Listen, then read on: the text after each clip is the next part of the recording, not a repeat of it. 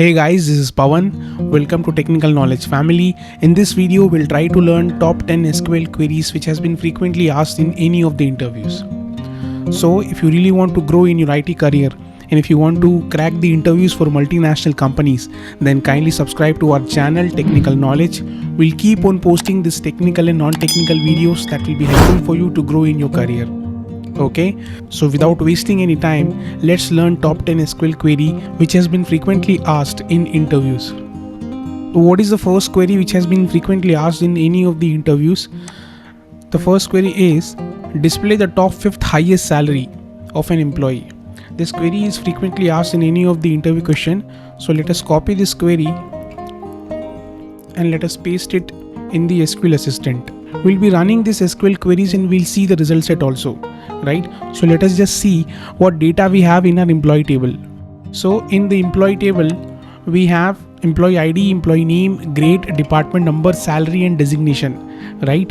And we have employee number from 101 to 109 and we have different salaries available, right? Now the query is that we want to calculate the top 5th highest salary. So for that, what will be the query? Select A dot star. A is just an alias that we have given into that particular employee table, and A dot star means we are retrieving all the column. And after that, we are using a function called dense rank function. It's a ranking function. Okay, this comes under the OLAP function. So we are using a dense rank function, and after that, in the over window, we are doing a sorting on the basis of salary. Okay, so inside the over window we have written order by salary in the descending order. So first what will happen is it will sort the salary in the descending order so that the top highest salary will be coming at the top. Okay, and we have given this dense rank function as an alias called R. Okay, and we are retrieving the data from the employee table and the alias is A, and at last to filter the data for the top 5th salary, we are using a qualify clause and we have given R is equals to 5. That means whatever the salary which is coming for the dense rank, for the ranking at the 5th position, it will only display the salary for the 5th position. Alright, let us just run this query.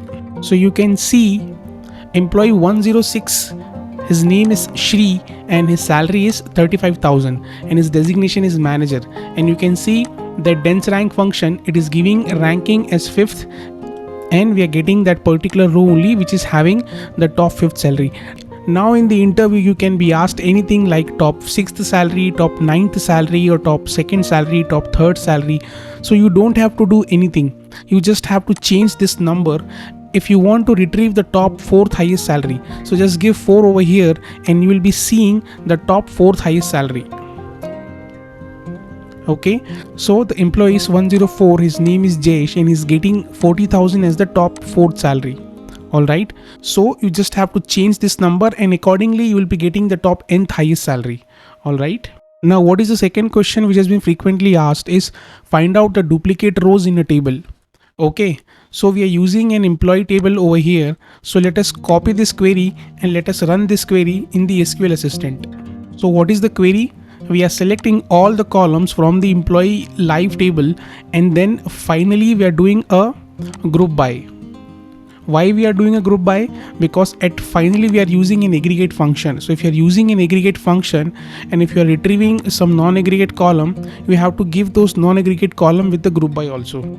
And finally we are using a count of star which is greater than 1. So count of star is an aggregate function which will give you the number of rows. Okay, and for every group, for every row it will create a group and it will check that what is the count of star for that particular group, for that particular row. And if it finds that yes, count of star is greater than 1 for that particular row, it will give you that particular duplicate row itself. Alright, let us run this query. So you can see there is only one employee whose employee ID is 109 and whose name is Sushank, and that is a duplicate row. And if you want to check whether we have a duplicate row with employee ID 109, you can just do a select star from the employee underscore live underscore 11223 table.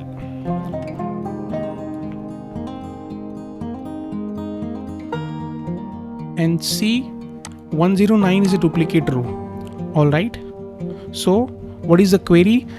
Just you have to finally we have to give that filter condition having count of star greater than 1. Why we are using having clause over here? Because with the aggregate function, if you want to filter out your data, you have to use a having clause. Alright, now what is the third question which has been frequently asked is, what is the difference between timestamp 0 and timestamp 6? This is also one of the most asked question, that what is the difference between timestamp 0 and timestamp 6? Timestamp 0 and timestamp 6 is the data type which you have to use while creating your table. If you have a column which is having a data type for timestamp, if you want to store a timestamp, and if you have taken the data type as timestamp 0, you will be getting date as YYY and then you will be having hours, minutes and seconds as far as timestamp 0 is concerned. But as far as timestamp 6 is concerned, you will be getting YYY for your date, and for your time you will be getting hours, minutes and second, and along with that you will also be getting milliseconds as extra, right, with the timestamp 6. So sometime it is really useful that you want to track a time for the milliseconds as well in your table loading, so you can take that particular column as timestamp 6. All right, now what is our next question which has been frequently asked is how to delete a duplicate row occurrence in a table. Let's suppose that you have a duplicate row available, but you do not want to delete both the rows. You just only want to delete that duplicate occurrence. So how do you delete that? So first let us just check in our employee underscore data table, do we have a duplicate record in that table? So we have a duplicate record which is employee number 109 and the entire row is duplicated, but our task is that we want to delete that particular row itself. We do not want to delete both the rows, right? So for that what we can do is we can create a table with employee underscore new, and we'll only get the distinct rows from the employee underscore data table. So we'll only getting the unique rows from that table, will not be getting the duplicate rows. So let us just create that table. That employee underscore new table has been created. Now if you check the data into that employee underscore new table, you won't be seeing the duplicate row. With employee 109, you will only be having only one row, right? Now what you can do is you can simply drop the original table, that is employee underscore data. That table is dropped, and finally you can rename the table. So the query will be rename table employee underscore new to employee underscore data. Let us just run this rename table query where we are renaming employee underscore new to employee underscore data. Okay, so let us just check the data which is available in the employee underscore data table. Select star from employee underscore data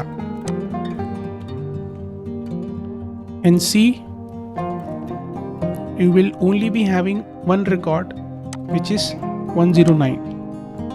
Even though there are a couple of more ways to achieve this task if you want to delete the duplicate occurrence of that duplicate record, but this is also one of the way where you can create a table where you can have the distinct record from that table.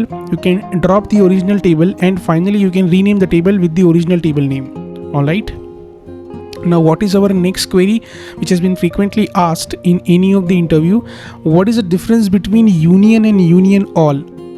This is also one of the frequently asked question in any of the interview.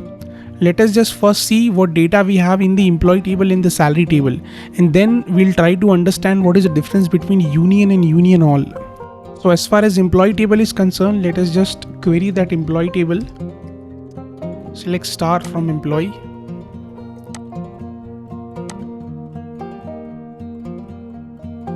And we have 5 rows available in the employee table from 101 to 105. And as far as the salary table is concerned, and let us just query the salary table as well. Select star from the salary table.